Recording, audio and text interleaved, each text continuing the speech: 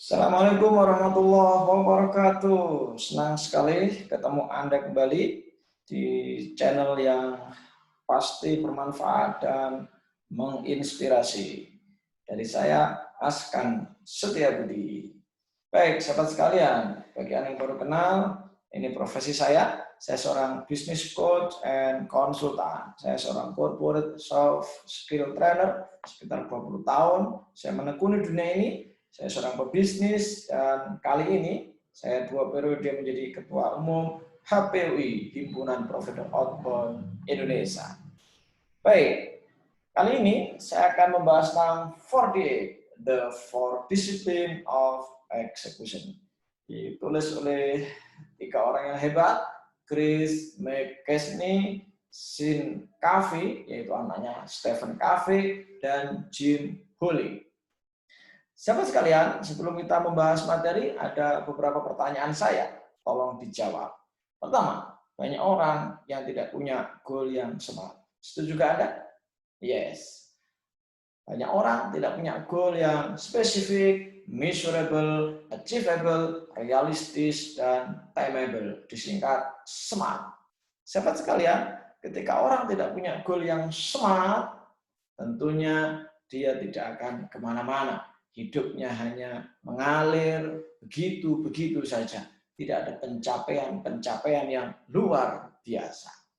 Ya, sebelum menyampaikan materi ini, saya sudah bahkan sering membuat goal yang smart. Oke? Pastikan Anda sudah memilikinya. Jika tidak, maka Anda sebagaimana orang-orang biasa. Tidak punya goal yang smart, sehingga kehidupannya mumet. Yang kedua, sahabat sekalian, banyak orang yang punya goal tapi tidak memiliki rencana tindakan yang detail dan terukur. Setuju Anda? Ya, di luar sana ada orang punya goal tapi dia tidak punya rencana tindakan, tidak punya rencana action. Ibaratnya begini teman-teman, dia punya target misalnya 100 juta per bulan tapi nggak jelas apa rencananya untuk mencapai itu. Tentunya goal itu hanya akan jadi mimpi di siang bolong.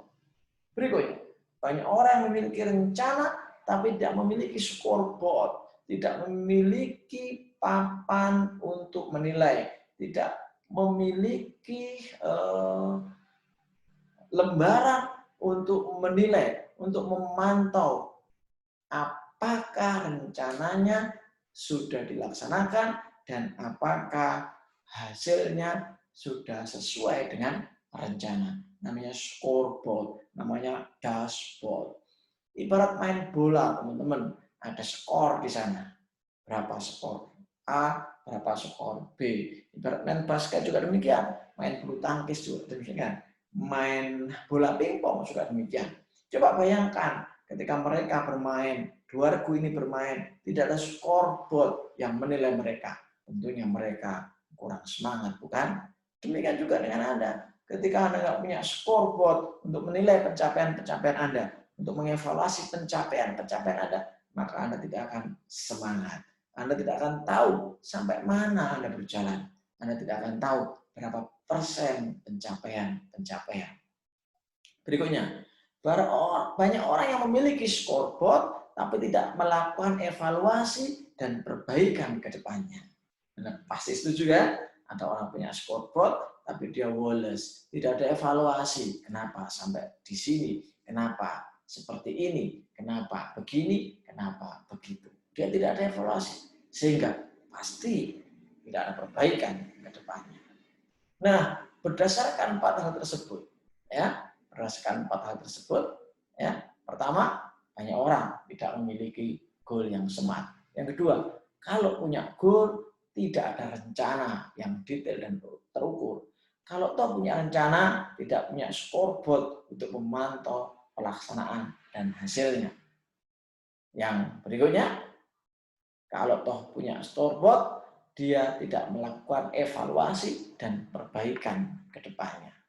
Tentunya ini banyak Anda temui di luar sana. Atau jangan-jangan Anda lah pelakunya. Anda juga seperti ini, saudara-saudara. Maka kalau Anda seperti itu, lihatlah film berikut ini.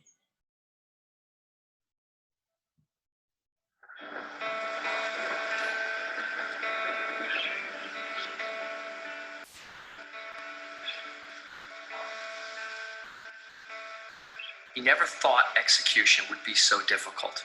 After all, the people in his organization work for him. Nobody else is paying them. When he was in business school, they never even studied execution. They studied strategy. He's been into his plan almost a year. And if he's honest with himself, not much has really changed. So why does this always feel so much harder than it ought to? Because the enormous amount of energy required to maintain the operation, the day job, what we call the whirlwind, will suffocate the activities needed to execute on the strategy. Think about the strategies that you've seen fail. How do they die? Do they come crashing down with a loud noise, or do they die slowly, quietly smothered by the day job? You see, his people aren't stupid or lazy or defiant. The problem is they are busy with what they call the real work. He has also made the mistake, like most creative, ambitious leaders, of trying to pursue too many goals at the same time. And as the numerous priorities become jumbled within the whirlwind, his people lose sight of where they stand. They measure everything, but the numbers are after the fact, lag measures. He feels like he's driving a car by looking out the rearview mirror. His managers spend their days either battling the whirlwind or praying over lag measures. So as people return to their day job, having lost sight of the strategy, they are clearly playing not to lose rather than playing to win. Actually, he is not a bad leader, but he is losing to the whirlwind, and it is his fault. There are rules for executing in the face of the whirlwind, and unknowingly he is ignoring those rules. They're not ignoring him. We're Franklin Covey, and we've spent the last 7 years perfecting the art of execution. There are rules for executing in the face of the whirlwind. 4 of them, to be exact.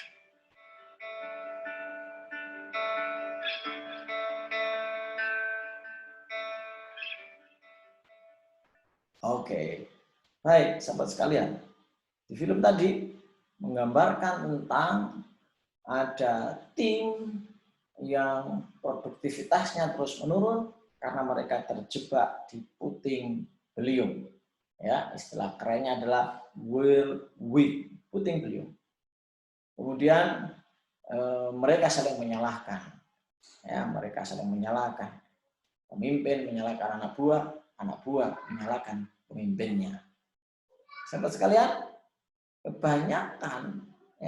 kebanyakan bisnis di luar sana gagal bukan karena mereka tidak punya goal, bukan karena mereka tidak punya rencana, tapi mereka salah dalam mengambil skala prioritas. Hari demi hari mereka mengerjakan rutinitas. Mereka lupa bahwa sibuk belum tentu produktif. Maka di film tadi ditunjukkan ada orang-orang yang harusnya tidak terjebak di puting beliung. Mereka harusnya ada di level strategis untuk merencanakan, untuk mengevaluasi, untuk memperbaiki apa yang dikerjakan oleh tim yang lain. Sehingga kemudian mereka bisa terus melakukan progres yang lebih baik. Nah, mari kita lihat tabel berikut ini. Ini adalah tabel 4DA, for discipline of execution process. Yang pertama, disiplin dalam fokus on really important goal. Namanya WIG. Jadi fokus pada goal-goal yang liar, yang besar. Disiplin yang kedua, disiplin act on the lead mission. Disiplin pada aksi-aksi yang bisa memastikan hasil. Oke, kemudian yang ketiga, keep a compelling scoreboard. Jadi harus ada scoreboard yang memastikan pencapaian-pencapaian, memastikan aktivitas-aktivitas yang memastikan pencapaian.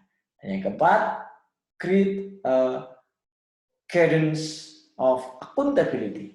Jadi memastikan adanya angka-angka yang bisa dijadikan standar. Baik, mari kita bahas satu persatu. Contoh, disiplin pertama, fokus pada widely important goal. Yang pertama, ya, fokus pada yang pertama, widely important goal. WIG, istilah keren. Contoh, Juli sampai September, 3 bulan ke depan. WIG-nya adalah menghasilkan total laba bersih 900 juta. Sebuah angka yang besar bagi beberapa orang ini termasuk angka yang kecil. Tapi mari kita awali dari angka ini. Nah, setelah punya WIG, apa lead measure-nya? Apa faktor-faktor kegiatan-kegiatan yang bisa dilakukan untuk mencapainya? Contohnya adalah in-house training, outbound, client konsultan bisnis. Kalau kita pakai ini misalnya turun berat badan selama 3 bulan adalah misalnya 10 kilo misalnya, maka lead measure-nya adalah pola makan, pola istirahat, olahraga, misalnya begitu. Lead measure-nya. Ya. Kemudian ini lag measure-nya. Lag measure itu ibarat key activity-nya begitu, key activity-nya. Ya. Kemudian lead measure-nya adalah aktivitas detail untuk kemudian memastikan lag measure ini terjadi. Nah, kalau ini misalnya kalau sebar 3.000 proposal lewat email misalnya, kunjungan ke 100 perusahaan atau instansi, cold calling ke 300 prospek, ya kan, cold market namanya, kemudian update 1.000 status promosi di sosmed, oke, kemudian tulis 100 artikel yang diakhiri dengan promosi di website, rekrut 30 affiliate marketer, rekrut 10 associate trainer, rekrut 10 EO partner, undang 1.500 peserta ke kelas funneling. Ini untuk memastikan lag measure terjadi. Jadi kalau kembali misalnya kita ilustrasikan turun berat badan, misalnya WIG-nya adalah 10 kilo selama 3 bulan, maka ini adalah pola makan, olahraga, kemudian istilahnya pola hidup misalnya, lifestyle. Atau yang lain, item yang lain, like misalnya, jadi key activity-nya. Nah, ini mendetailkan key activity-nya. Misalnya contohnya, lari 1.000 meter misalnya, ya kan? Kemudian makan 2 kali sehari. Nah, jadi ini mendetailkan lead measure ini. Sementara lag measure adalah key activity-nya. Aktivitas utamanya apa? Nah, ini mendetailkannya. Misalnya treadmill, misalnya kalau orang ingin kurus, treadmill 30 menit per hari misalnya. Ya kan? Seperti itu teman-teman sekalian. Kemudian harus ada scoreboard. Ini detail dari key activity-nya, kemudian pencapaiannya, ini goal-nya, ya. Goal dari yang ini tadi teman-teman. Ya, goal dari ini tadi kita masukkan di sini, ya. Nah, gap-nya sekian. Siapa yang tanggung jawab? Nah, pas meeting gap ini dibahas. Kenapa ada gap sekian? Apa yang harus dilakukan? Langkah-langkah hebat apa yang harus dikerjakan? Sehingga kemudian tercapailah goal ini. Nah, seperti itu teman-teman. Kalau nggak ada ini, maka kita meeting hanya sekedar meeting. Tidak ada progres yang penting. Oke. Kemudian disiplin yang keempat, menciptakan irama akuntabilitas. Apa itu irama akuntabilitas? Yang pertama, lapor komitmen minggu lalu. Sudah apa yang dihasilkan. Ini contoh laporannya, bisa dimasukkan di dashboard seperti ini, ya, scoreboard seperti ini. Ya, mereka laporan minggu lalu komitmennya apa, hasilnya apa. Kemudian meninjau scoreboard. Ya, belajar dari kesuksesan orang lain yang meeting saat itu, belajar juga dari kegagalan. Kok ada yang berhasil, kok ada yang tidak, kenapa, dan sebagainya, dan sebagainya. Oke, kemudian yang terakhir, rencanakan, clear the path, dan buat komitmen baru. Jadi apa rencana-rencana ke depan sehingga mendekati hasilnya, lead measure ataupun lag measure, ya, mendekati hasilnya, baik lead measure ataupun kemudian lag measure. Untuk apa? Untuk memastikan week yang di awal tadi. Nah, sahabat sekalian, itu 4 hal langkah-langkah yang harus Anda kerjakan ketika Anda mau misalnya menerapkan 4DA. Misalnya, kalau dipakai di politik misalnya, apa week-nya lolos sebagai anggota legislatif misalnya, ya, maka kemudian lag measure-nya apa? Kan gitu. Lag measure-nya apa misalnya? Aktif di komunitas misalnya. Berbagi misalnya, ya, berbagi sembako misalnya. Kemudian promosi lewat media sosial misalnya. Nah, lead measure-nya menguraikan. Berbagi berapa sembako kemana? Nah, gitu. Ya kan? Promosi di media sosial apa? Berapa banyak? Nah, begitu ya. Oke? Dan seterusnya, dan seterusnya. Kemudian masukkan di dashboard. Ya, targetnya apa? Misalnya ini key activity-nya tadi. Kan berbagi sembako, kemudian aktif di komunitas, rajin buat